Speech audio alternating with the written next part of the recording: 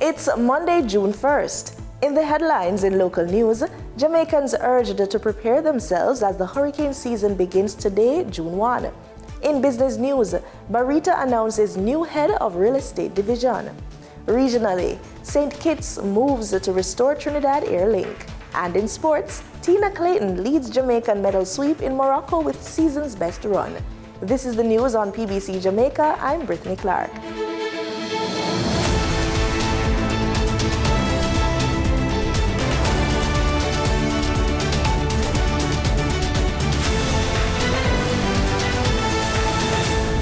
The 2026 Atlantic hurricane season officially begins today, June 1, with forecasters predicting a slightly below average season due to the development of El Niño conditions. However, meteorologists are warning that fewer storms do not mean lower risk, as one major hurricane can still cause significant damage across the Caribbean, including Jamaica. Forecasts from National Oceanic and Atmospheric Administration, NOAA, projects between 8 and 14 named storms with up to 6 hurricanes expected during the season, which runs through to November 30. Authorities are urging Jamaicans to finalize emergency plans, stock disaster supplies, and stay alert throughout the season. A hurricane is a large storm that forms over warm waters in tropical areas and rotates around an area of low pressure, which produces strong winds and heavy rains. The Ministry of Health and Wellness is urging Jamaicans to limit their exposure to Saharan dust currently affecting the island. The ministry warned that prolonged exposure to dust particles can increase the risk of respiratory illnesses, including asthma, chronic obstructive pulmonary disease, and respiratory infections, while also causing skin and eye irritation and affecting water quality. Stay indoors as much as possible. Wear face masks and wear long-sleeve clothing and protect the eyes. Health officials are advising persons, particularly those with existing respiratory conditions, to remain indoors as much as possible, wear face masks and protective clothing, and avoid touching their eyes. Members of the public should also wash their hands regularly and avoid touching their eyes, ensure the water that is harvested is treated, and cover water used for domestic purposes, including drinking and food preparation. The Ministry of Energy, Transport and Telecommunications says the road ahead for Jamaica's energy, transport and communications sectors is focused on modernization, sustainability, and improved national connectivity. The ministry says key priorities include expanding renewable energy sources such as solar, wind, and hydropower, while promoting energy efficiency and reducing the country's dependence on imported oil.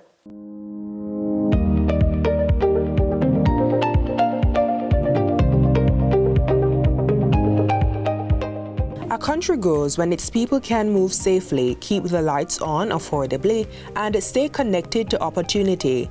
And for the 2026-2027 fiscal year, the Ministry of Energy, Transport and Telecommunications is focused on improving everyday life for Jamaicans through better infrastructure and modern systems. With global oil prices still affecting local energy costs, the ministry is accelerating Jamaica's transition to renewable energy, with one project being described as the largest of its kind in the Caribbean. The generation procurement entity has launched the largest renewable tender ever undertaken in the Caribbean. This has now increased this number to 300 megawatts of renewable energy and 150 megawatts of battery storage, with the tender scheduled for August 2026. More Jamaicans may also soon be able to lower electricity bills through the expanded net billing program, which supports households and businesses generating their own power. The initiative could add another 100 megawatts of distributed renewable energy to the grid. The net billing program terms of reference has been completed and is being modernized through the introduction of a fully online application platform expected to be operational later this year. And imagine producing electricity in one location and using it somewhere else. That is the idea behind the upcoming power wheeling regulations, a move expected to create more flexibility and competition within the energy sector. The power wheeling regulations have been completed and gazetted, with final discussions underway to settle the tariffs and billing arrangements so implementation can begin shortly. Government is also finalizing an updated national energy policy. It addresses key national priorities, including expanding access to the remaining 5% of Jamaicans without electricity, improving system efficiency, maintaining affordability, and strengthening resilience to natural disasters. While Jamaica expands renewable energy, PetroJam continues to play a critical role in keeping the country and parts of the region supplied with fuel. As the Caribbean's only operational petroleum refinery, the company remains essential to Jamaica's energy security and foreign exchange earnings. For 26-27 financial year, PetroJam is projecting total sales of 12.21 million barrels, with 7.2 million barrels allocated to domestic market and 4.9 for export. This dual role ensures reliable local supply while generating valuable foreign exchange earnings. The company is investing $15 million US critical infrastructure upgrades, including electrical improvements, new storage capacity installations, and major furnace rehabilitation to strengthen reliability and long-term performance. Changes are also coming to the electricity sector, with Cabinet approving the heads of terms for a new electricity license to be negotiated with the Jamaica Public Service Company, JPS. The electricity license negotiation team awaits the signing of the NDA to proceed with the negotiations. At the same time, the process is underway to engage international legal counsel to support the process as the ministry strives to achieve the most efficient and effective process. A white paper on electricity sector reform has also been drafted and is now under review.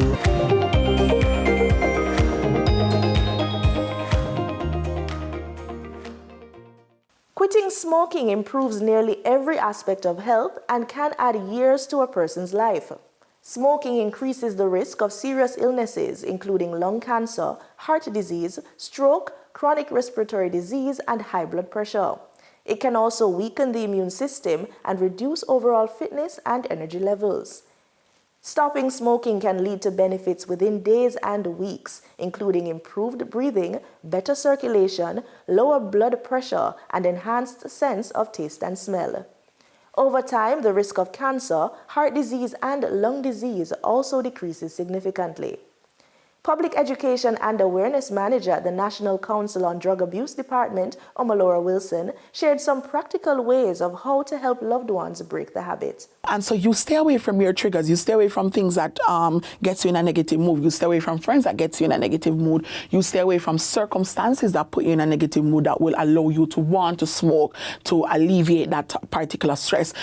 You rely on family and friends play a key part in this because you are supposed to be encouraging rather than judging.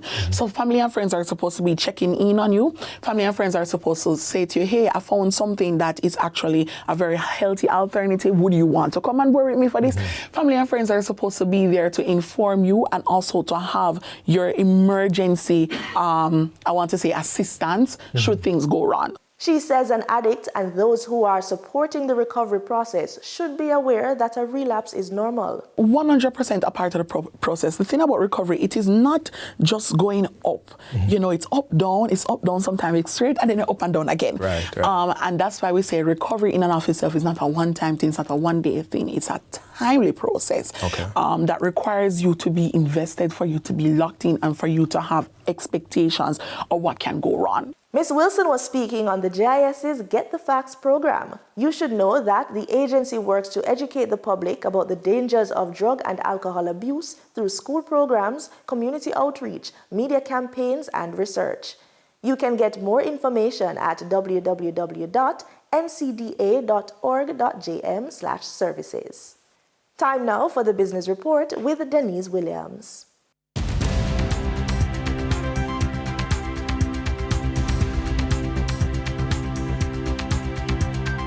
Welcome to today's Business Report. I'm Denise Williams, bringing you the developments shaping markets, capital access, and business decision-making across Jamaica and the region. Let's get into the stories that matter. The Kentire Holdings Jamaica subsidiary, Parallel Real Estate Ventures, announced both resignations and new leadership. Randy Mathis and Cerise Bell have both resigned as co-CEOs effective immediately. However, Mathis will remain as a key shareholder in Parallel and will serve on various board committees in the company. In the meantime, the leadership reins of Parallel Real Estate have been transitioned to a new executive team.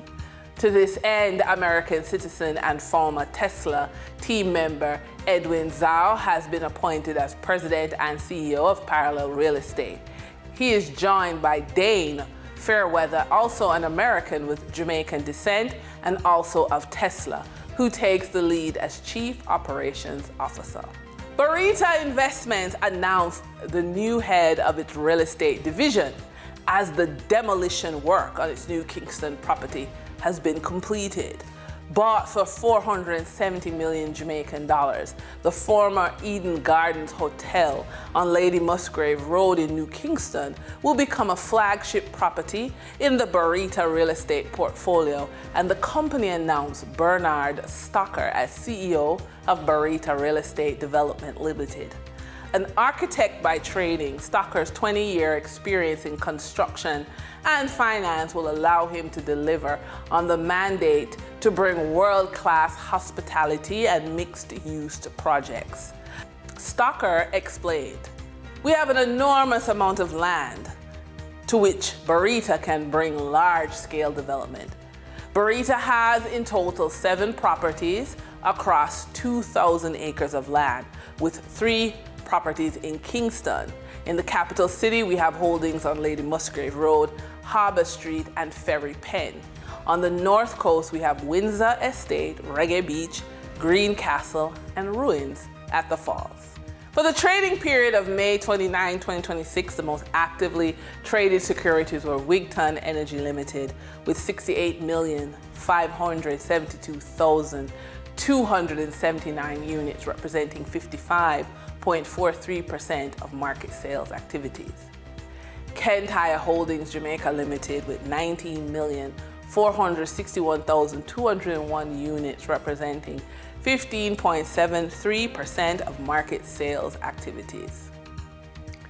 Trans Jamaica Highway Limited with 5,266,897 units, representing 4.26% of market sales activities.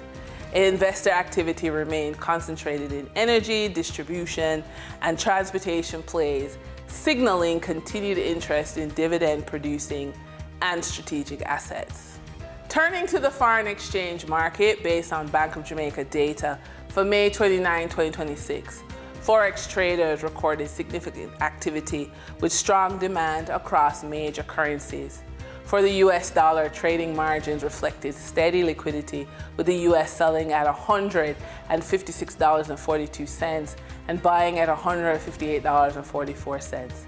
For the Canadian dollar, moderate gains supported by $5.02 transaction spreads. The Canadian dollar sold for $117.19 and was bought for $112.17. For the British pound, continued volatility offered short-term trading opportunities of $6.72 in profits for the banks. The British pound sold for $214.58 and was bought for $207.86. These movements underscore the importance of cash flow timing and currency awareness for businesses managing import costs, debt servicing, or overseas exposure. For our credit report tip of the day, too many small business owners wait until cash flow tightens before speaking to lenders. That is often the most expensive time to seek financing. The businesses that scale successfully do something different. They build financial relationships before they urgently need money. Over the next 90 days, small business owners can create a personal credit roadshow that positions their business for growth, resilience, and access to multiple funding channels. A financial ecosystem is not about depending on a single bank or lender.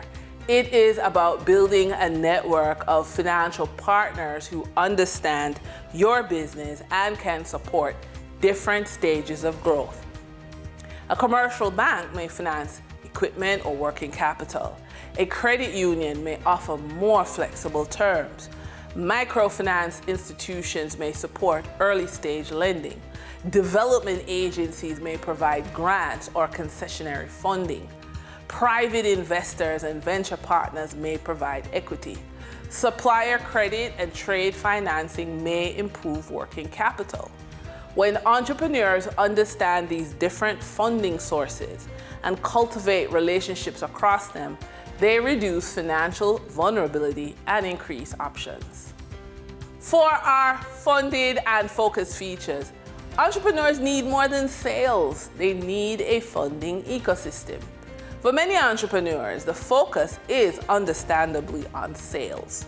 Revenue keeps the business alive, but sustainable growth requires more than consistent cash flow. It requires access to capital.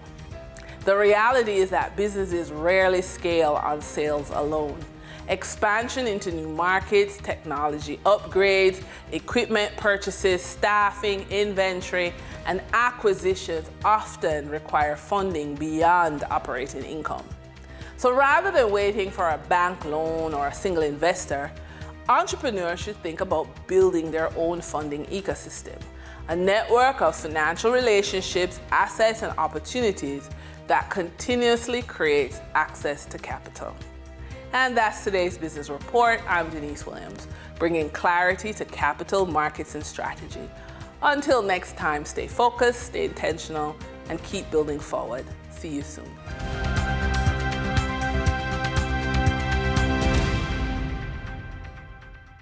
In regional news, St. Kitts and Nevis says efforts are underway to restore direct air service between Basseterre and Trinidad following Caribbean Airlines' decision to discontinue the route. Tourism Minister Marsha Henderson says discussions are already taking place with a potential airline partner and has assured travelers that the government remains committed to securing a replacement service. Television Caribbean's Glenn Bart reports. With the end of air services between Port of Spain, Trinidad and Basseterre St. Kitts that was carried out by Caribbean Airlines, Tourism Minister Marsha Henderson said discussions were taking place with a new airline, although not much could be said at this point. The Tourism Minister indicated that while there is no direct service with the departure of Caribbean Airlines, other options were available right now via Barbados by two carriers flying out of St. Kitts with onward connections to Guyana and Trinidad. Minister Henderson gave assurances that the matter is being addressed. We are in discussions, and I can't say with who as yet. We're promising discussions with one of our partners to service the route onwards to Trinidad. And I can tell you that without saying too much, it's not always what it appears. So much is being said about the cost of service in the route. There are other dynamics as well in the decision taken. Things above my pay grade. However, my job might have the route serviced, and please rest assured that the route is going to be serviced. Currently, we don't have direct connection to Trinidad, but we do have direct connections to Barbados with onward connection to either Guyana or even Trinidad by existing carriers. We are in discussions to have direct connection to Trinidad. And the persons are eager and excited to come on board and partner with us with servicing that route, which goes back to it's not always to do with what is being said. Caribbean Airlines stated significant operational losses on the route as the reason for its cessation of service. Glenn Bart reporting for Television Caribbean TVC, Channel 40. Guyana's opposition, Alliance for Change, is calling for stronger safeguards and a tighter regulation as ExxonMobil and its partners seek approvals for new oil projects. AFC leader David Patterson says after nearly a decade of oil production, Guyana can no longer operate as a frontier oil state and must now focus on securing greater benefits and stronger protections for the country. More from HGP Nightly News. Leader of the Alliance for Change, David Patterson, said that Guyana must use its growing experience as an oil-producing nation to demand stronger safeguards in responding to questions about new project approvals being sought by ExxonMobil and its partners. He said the AFC is not opposed to companies seeking additional exploration or production approvals, but argued that Guyana must now address several unresolved issues in the sector, including oil spill liability, ring fencing, cost recovery, and the performance of the Environmental Protection Agency.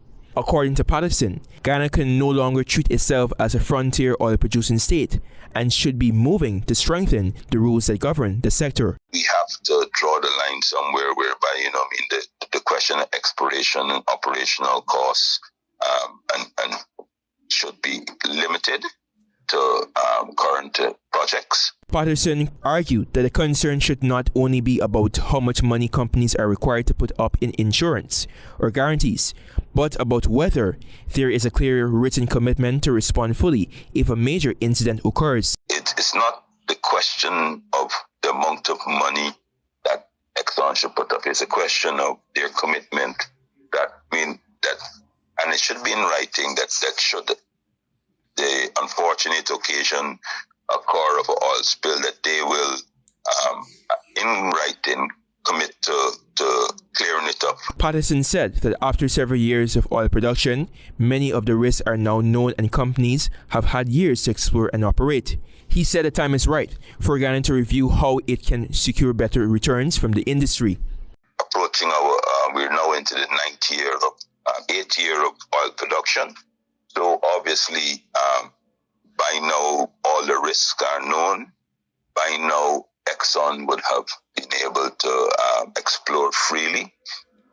So the question of us recouping up greater benefits from the oil resources is right. The AFC leader also raised concerns about the Environmental Protection Agency, arguing that the regulator has not served the country well enough in its current form. We find, and I think the court cases, irrespective of the latest ruling, that found that our EPA are not serving the country well as a regulator. They've lost too many cases. I mean, of course, the Court of Appeal overturned Justice Kassoon ruling. I think that's going to the CCJ, but other than that, the EPA have lost too many cases. For Patterson, the central issue is not whether Guyana should continue developing its oil resources. Rather, he said the country must now insist on stronger rules, clearer commitments, and more effective regulations before moving deeper into the next phase of oil production. Antonio De reporting for the HGP Nightly News. Reducing the food import bill while creating jobs remains a major priority for the Trinidad and Tobago government. Agriculture Minister Ravi Ratiram says a new pilot project focused on corn, soybean, and black-eyed bean production could help cut millions of dollars in imports while opening new opportunities for farmers and agro-processing. TTT News reports. Reducing this country's food import bill and job creation continue to be at the forefront for the government, and Minister of Agriculture and Fisheries Ravi Ratiram revealed that his ministry is working toward achieving this through several initiatives. One such plan is planting corn for livestock feed. This is again a special project that we are doing. This corn is for livestock, it's for animal feed. We import close to $256 million in corn on an annual basis. So again, this is to contribute towards import substitution. The seeds were planted in March 2026 together with black-eyed beans and soybeans. Lowering our food import bill and also creating opportunities to earn foreign exchange from agriculture, because we are looking at also, from processing being able to export. But more than that, it will also create job opportunities. Though the pilot project focuses on utilizing the corn for livestock feed, Manager of Science, Technology and Innovation at the Caribbean Agricultural Research and Development Institute, Fayez Shah, explained that it can also be used for human consumption. So it will go from the fresh state that we are accustomed to buying fresh corn in Trinidad, and then we would leave it on the trees, allow it to dry, and roughly in 6 weeks' time to 8 weeks, we'll be ready to harvest the grains that will then be dried and used for animal feed or even for corn flour.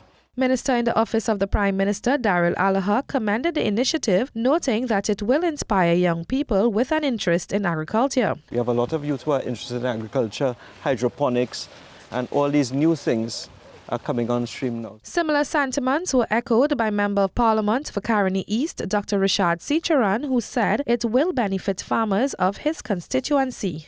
They are looking for new cash crops, and this, of course, will aid in employment in Caroni East as well. The pilot program for soybean, corn, and black-eye beans production is located at the Southern Main Road, Caroni, and forms part of a shift towards a production-based agricultural approach. Nicole Duki, TTT News.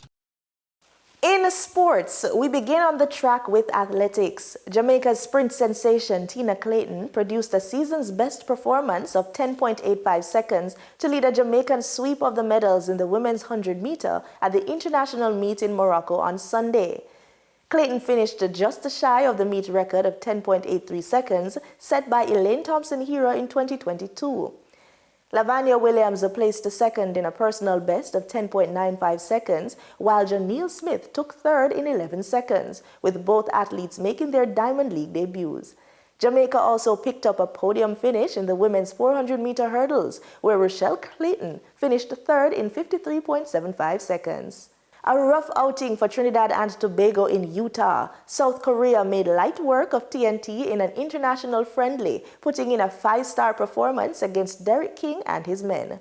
South Korea were the aggressors from the jump in the international football friendly against Trinidad and Tobago, but TNT managed to keep them at bay for most of the first half at the BYU South Field in Utah. That changed in the 40th minute when poor defending allowed an over-the-top ball that was eventually squared for Son Heung-min to score. A rash tackle by Dante Seeley in the box gives Son a chance to double the advantage from the penalty spot, which he did. TNT down 2-0 at the break. TNT's only opportunity in the first 45 came on a breakaway by Rawl Mitchell, which was nullified by a sliding tackle. A sweeping play in the 65th saw the World Cup-bound South Koreans head home their third item. A very busy afternoon for goalkeeper Jabari Bryce, who was then substituted. His replacement, Tishon Ragu, made a rough start to his international career, giving away a penalty in the 74th after an attacker pounced on a delayed clearance. 4-0 in the 75th as the Koreans converted. The 5-0 rout was completed a couple of minutes later as TNT's defense scrambled unsuccessfully to clear and were punished for it. Tough night for Trinidad and Tobago as they head to Russia next for another friendly on June 9th. Wayne Cunningham, TTT Sport. That's the news on PBCJ. You can follow us on our social media platforms at PBC Jamaica. Thanks for watching.